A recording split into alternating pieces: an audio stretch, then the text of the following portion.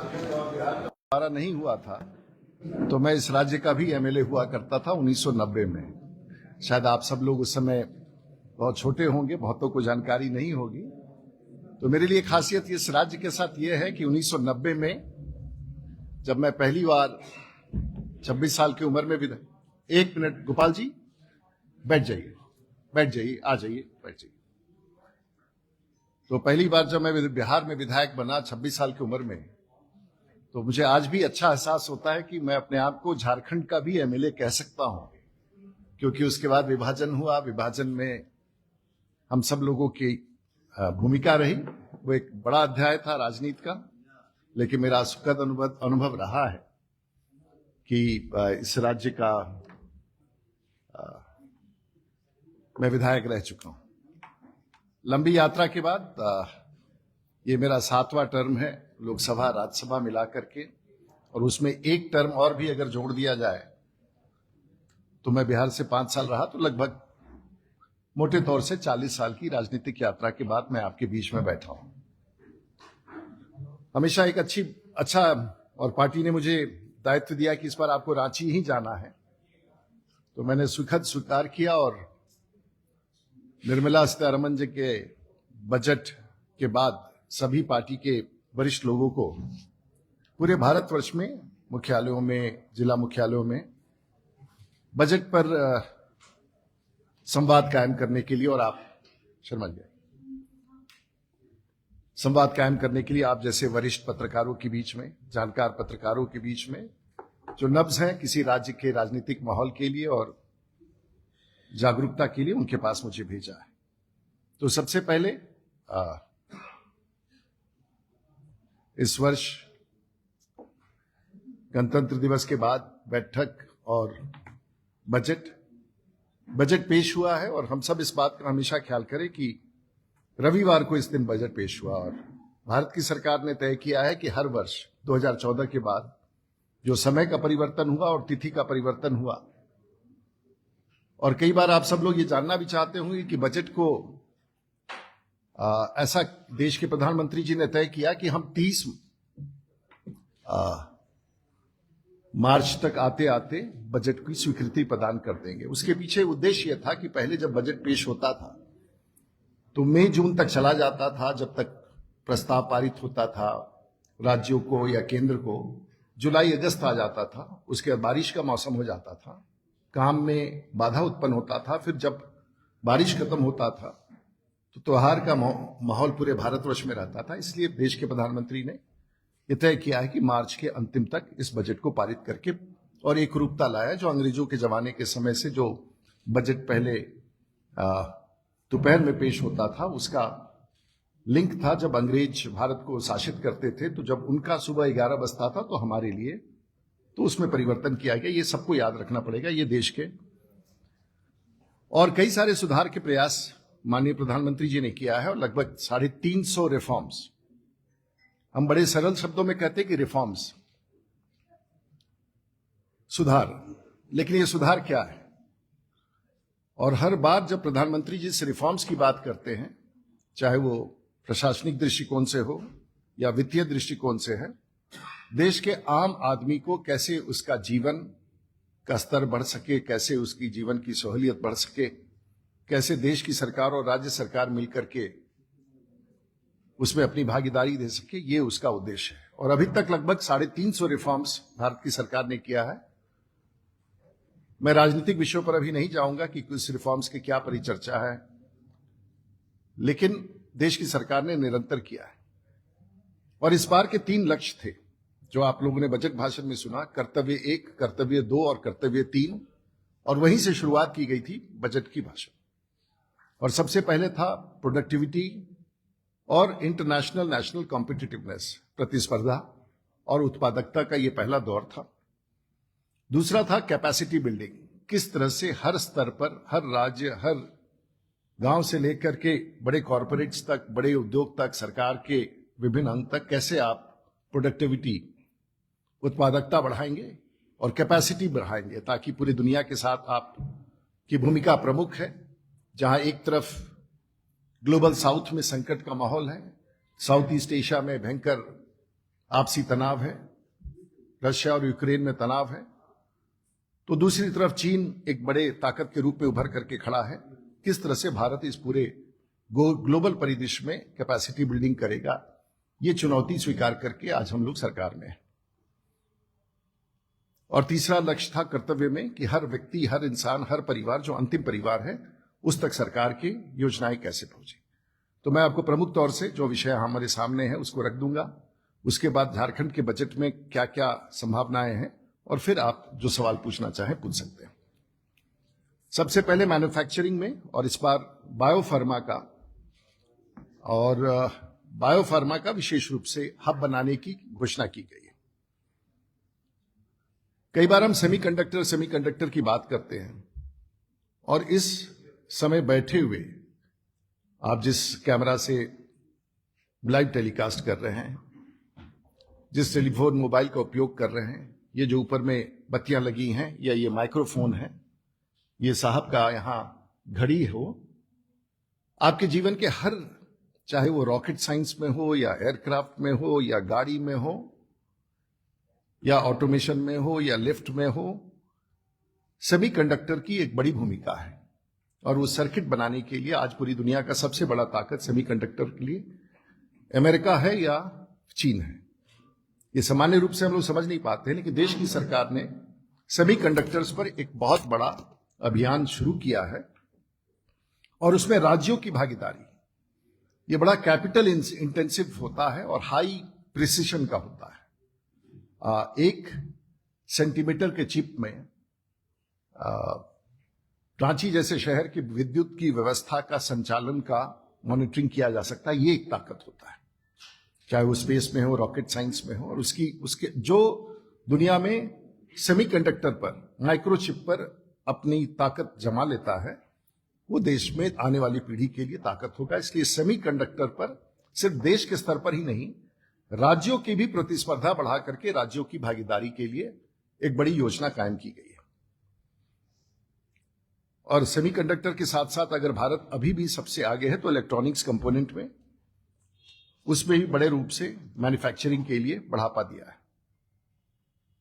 Capital goods जो बड़े होते हैं, बड़े संयंत्र होते हैं, उसके संचालन, निर्माण और हैवी इक्विपमेंट्स पर बहुत विशेष ध्यान दिया गया है, क्योंकि वो बड़े संरचना, बड़े, चाहे वो पोर्ट्स के लिए हो, ट्रांसपोर्टेशन के लिए हो, रेलवेज के लिए हो, रोड्स के लिए हो, कैपिटल गुड्स का एक बड़ी भूमिका है, और मैन्युफैक्चरिंग पर इस पर विशेष ध्यान किया है।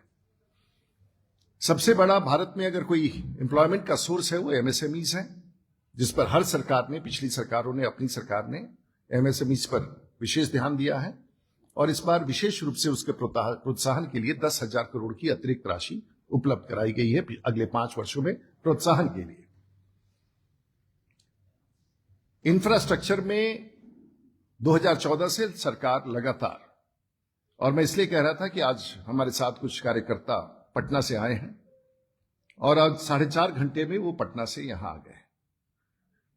और एक जमाना था कि हम 9 घंटा, 10 घंटा, 11 घंटा, 12 घंटा में आते थे। तो स्वाभाविक तौर से, चाहे वो सड़कों का निर्माण हो, इंफ्रास्ट्रक्चर हो, कनेक्टिविटी हो, बृहद पैमाने पर इस सब चीजों का काम हो रहा है। तो इस पर सरकार ने इंफ्रास्ट्रक्चर पर, संरचना पर, और संरचना का स्वरूप बहुत ही बड़ा होता है और देश के लिए होता है, जिसमें हर राज्य की बड़ी भूमिका है।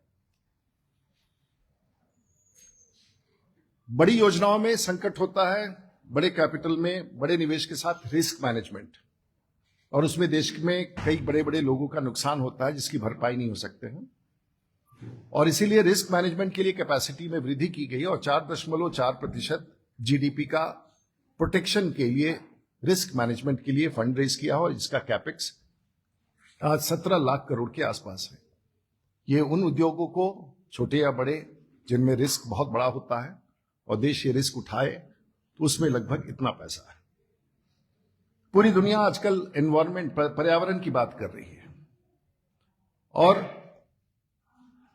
पूरी दुनिया के सम्मेलन, कॉप की सम्मेलन होता है, और सरकार ने इस बार बृहद तौर से 20,000 करोड़ की योजना कार्बन कैप्चरिंग के प्रमोशन के लिए, या कार्बन सिंक कहें, उसका रूपरेखा क्या होगा हमें अभी पता नहीं है, लेकिन कार्बन सिंक और कार्बन कैप्चरिंग के लिए जो दुनिया में पर्यावरण नियंत्रण के लिए सबसे बड़ा है और सबसे बड़ी दुनिया का चर्चा का विषय है, उसमें लगभग 20,000 करोड़ का प्रावधान किया है।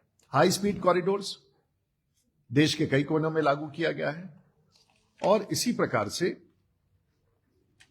संरचना की तरफ 125 करोड़ के देश के लिए हेल्थ बहुत बड़ा है और इस बार चाहे वो मेडिकल कॉलेजेस के माध्यम से हो, एम्स के माध्यम से हो, रीजनल कॉलेजेस के माध्यम से हो, 1 लाख प्रोफेशनल डॉक्टर्स को ट्रेन करना, उसकी कैपेसिटी बिल्टअप करना, इसके लिए देश की सरकार ने लक्ष्य रखा है, जो अपने आप में एक अनोखा कदम है। और लगभग 1.5 लाख हेल्थ केयर वर्कर्स, पूरी दुनिया में आज हेल्थ केयर का सबसे बड़ा मांग है। डॉक्टर हैं, अस्पताल हैं, मरीज है, लेकिन post operation, post health care की व्यवस्था दुनिया भर में मांग है और उसे पूरा करने के लिए सरकार ने केंद्रित योजना बनाई है जो राज्यों को संचालित करना होगा और उसके लिए बड़ी योजना केंद्र की सरकार ने।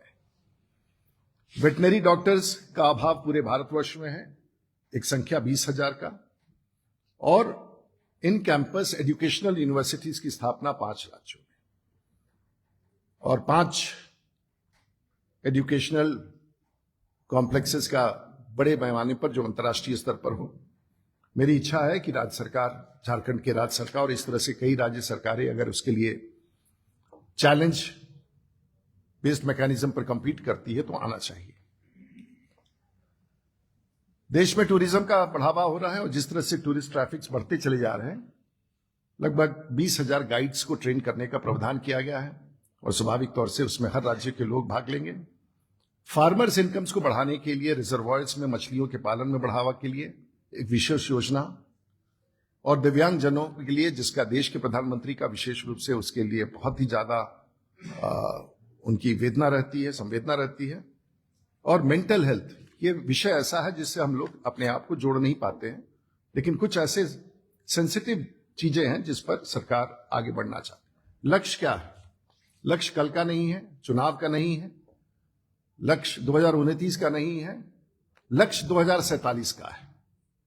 और बहुत सारे लोग जो इस लक्ष्य को पूर्ति करते हुए देखना चाहते हैं वो शायद हमारे बीच में ना रहे, लेकिन देश के प्रधानमंत्री ने एक बहुत बड़ी लकीर खींच दी है और इस लकीर के प्राप्ति के लिए निर्णय पिछले 10 वर्षों से हो रहा है और अगले 5 वर्षों में। निर्मला जी इस देश की 8वीं बार उन्होंने बजट रखा है और मैं समझता हूं कि एक आध बजट पेश करने के बाद वो देश की सबसे ज्यादा बजट पेश करने वाली हमारी भारतीय जनता पार्टी की नेता होंगी। झारखंड में सबसे इंपॉर्टेंट होता है कि राज्यों को टैक्स का डिवोल्यूशन क्या हो, और जो इस बार का प्रावधान है 26-27 में 51,000 करोड़ रुपए का झारखंड में टैक्स डिवोल्यूशन होगा। ग्रांट इन एड, जो बिल्कुल भारत सरकार का पैसा झारखंड को जाएगा, वो लगभग 17,057 करोड़ है।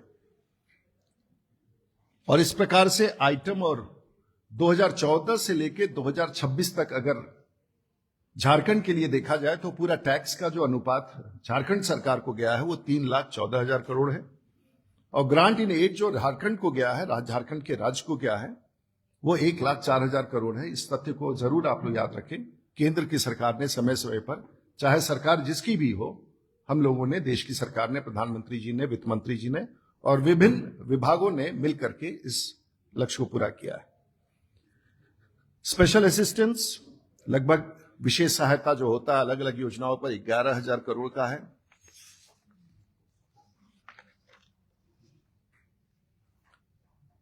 1 मार्च 2014 तक इंफ्रास्ट्रक्चर में, रेलवेज में लगभग रेलवे का बजट दोहरा किया गया है और 2014 से 2023 तक प्रत्येक वर्ष 121.56 किलोमीटर रेल मार्ग का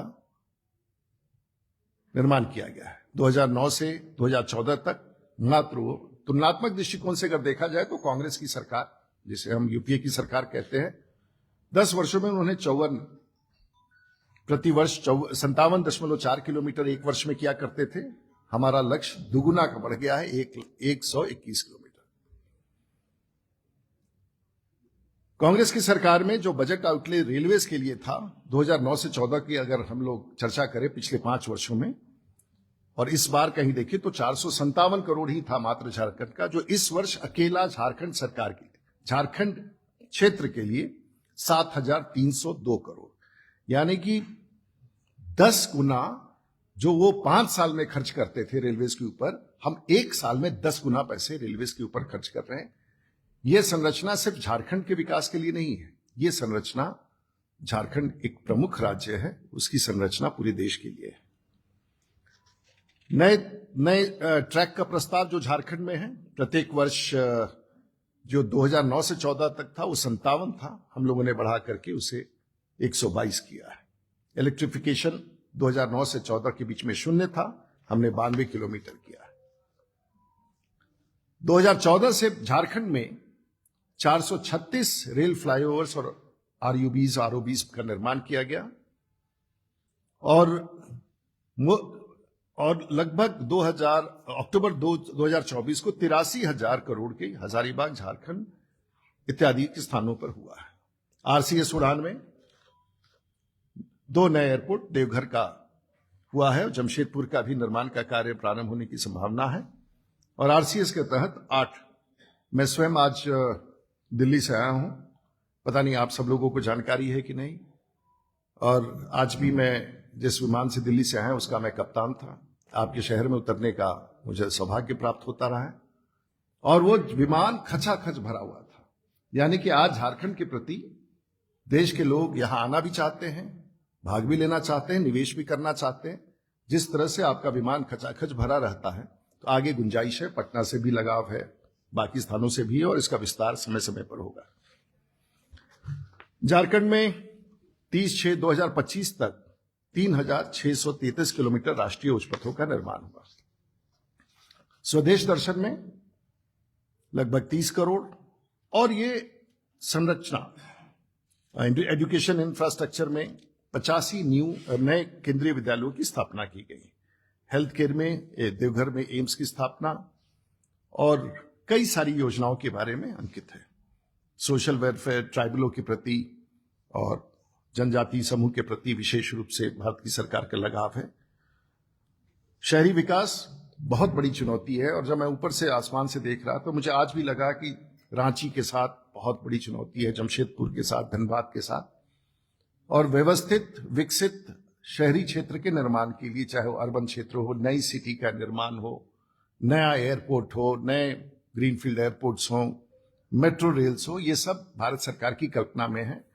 मैं राजनीतिक रूप से उस पर टिप्पणी नहीं करना चाहूंगा, लेकिन मुझे कहीं ना कहीं एहसास होता है, और मुझे दुख के साथ एहसास होता है। और मैं ये नहीं कह रहा हूं कि किसकी सरकार नहीं, लेकिन हमारा ऐसा मानना था कि मुझे उस दिन बहुत बुरा लगा था कि जब बिहार से झारखंड अलग हुआ था। वाजिब मांग था, एस्पिरेशंस थे, लोग झारखंड के बदलाव चाहते थे, राज्य का बंटवारा हुआ। लेकिन जो केंद्र सरकार और भारत की सरकार का लाभ लेकर के राज्य सरकार को इस राज्य में प्रगति करना चाहिए था, दुर्भाग्य से मेरा ऐसा मानना है कि वो नहीं हो पाया। और अगर बिहार राज्य से भी आज तुलना करें तो बिहार की स्थिति, आज की स्थिति में आप 4 घंटे में राज्य के किसी कोने से किसी कोने में जा सकते हैं। हमारे यहां पर्याप्त बिजली की व्यवस्था है, गांव गांव में बिजली ट्रांसफार्मर और कैपेसिटी बिल्डिंग हुआ है, ग्रामीण सड़कों का निर्माण हुआ है, और हम झारखंड का भी यही स्वरूप देखना चाहते थे। लेकिन दुर्भाग्य से झारखंड का जिस तरह से विकास का स्वरूप होना चाहिए था, मेरे नजर में और शायद बहुतों की नजर में वैसा नहीं है। इस पर अगर कोई टिप्पणी मैं नहीं करना चाहूंगा, लेकिन झारखंड देश का एक ऐसा स्थान है और जिसके पास वो खनिज संपदा है जो धरती पर दुनिया में एक भौगोलिक क्षेत्र में इतने प्रकार के मिनरल्स पाए जाए, दुनिया में कहीं नहीं है।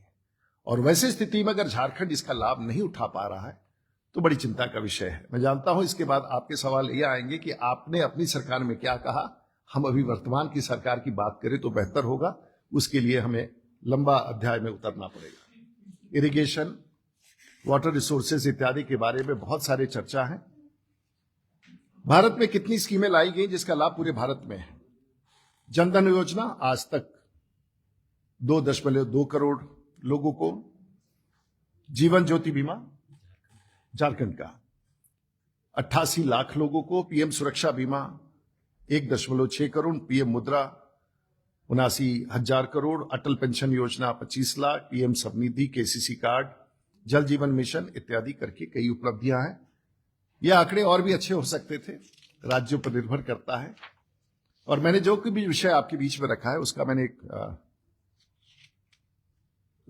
एक प्रेस रिलीज भी बना दिया है, ताकि आप सबको लिखने में, और जो बिल्कुल कोई कुछ नहीं लिख रहे हैं उनके लिए तो विशेष रूप से हमने लिख करके दे दिया है, ताकि आप उसको कट एंड पेस्ट कर सके। आपके मेल पर भी पहुंच जाएगा। हम सबकी सहूलियत का ख्याल रखते हैं। थोड़े विलंब से आए हैं, इसलिए हमको आपकी सहूलियत का ख्याल रखना होगा। और हम भी यही करते हैं, बोलने का तो बोलना है, लेकिन आंकड़ों को हम अपने पत्र में लगा देते हैं। तो ये सबको फोटोकॉपी करा के दे दीजिएगा तो सहूलियत हो जाएगी। हाँ, आपके पास आगे ना, सबको व्हाट्सएप कर दीजिएगा। तो आपकी सहूलियत के लिए हम थोड़ा सा, और अब मुझे जो बोलना था मैंने बोल लिया। अब आप अगर कोई सवाल पूछना चाहें, बड़ा कठिन सवाल मत पूछिएगा, क्योंकि मैंने यहाँ के राजनीतिक स्थिति से अपने आप को बहुत अवगत नहीं कराया है।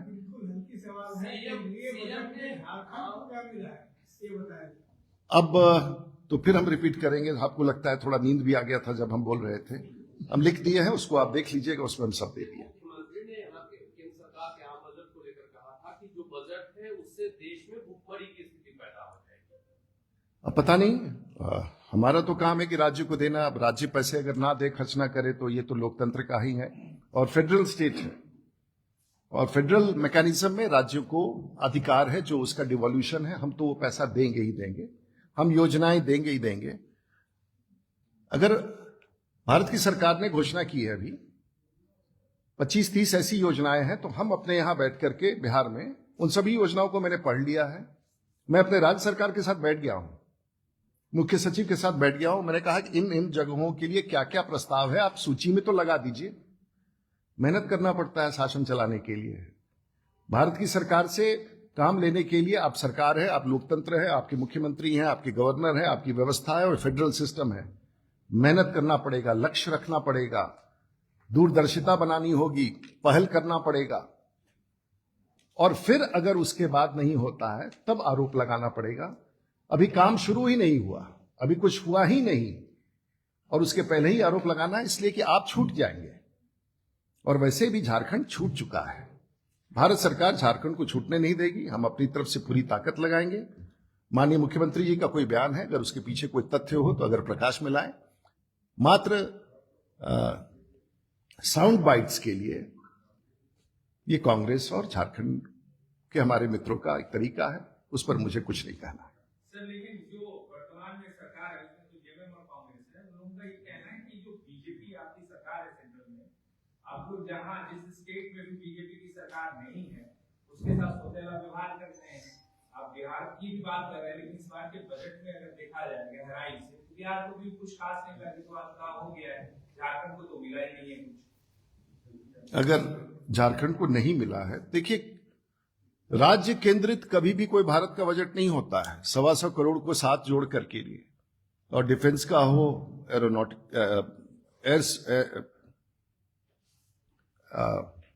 अंतरिक्ष के लिए हो, सुरक्षा के लिए हो, और कोई योजना एक साल की नहीं होती है। घोषणा 5 वर्ष के लिए होता है, योजनाएं चलती रहती हैं। आप कितनी क्षमता रख करके प्रस्ताव लेके भारत सरकार पर जाते हैं। मैं चाहूंगा कि अगर आप, अच्छी बात है कि आप झारखंड की तरफ से प्रवक्ता के रूप में आप बात रखना चाहते हैं। मैं आपसे अनुरोध करूंगा, पूरे भारतवर्ष में कौन कौन सा ऐसा प्रस्ताव था जो बाकी राज्यों ने आपने वहां भेजा और जो केंद्र की सरकार ने आपकी स्वीकृति नहीं दी? नहीं, मेरा सवाल 1 मिनट में आप बोल देते तो हम सुन लिए ना भाई। आपका सवाल तो आपका सवाल है। हम आपसे अनुरोध करेंगे कि आप मुझे सूची दे दीजिए कि झारखंड सरकार ने फलाना फलाना फलाना फलाना काम कहा था, और भारत सरकार ने, फिर आगे बातचीत हो जाएगी। मैं सर इसमें एक जोड़ देता हूं, जैसे सेमीकंडक्टर आपने जो चिप की बात की, चिप को लेकर भारत सरकार इस बजट में बहुत है, जो आप एआई को लेके है। झारखंड में आपने बोला भी कि सबसे ज्यादा, देखिए, फिर सरकार की ये क्यों नहीं पॉलिसी है? ऐसे नहीं है, बनाया गया इस तरह के स्टेट में।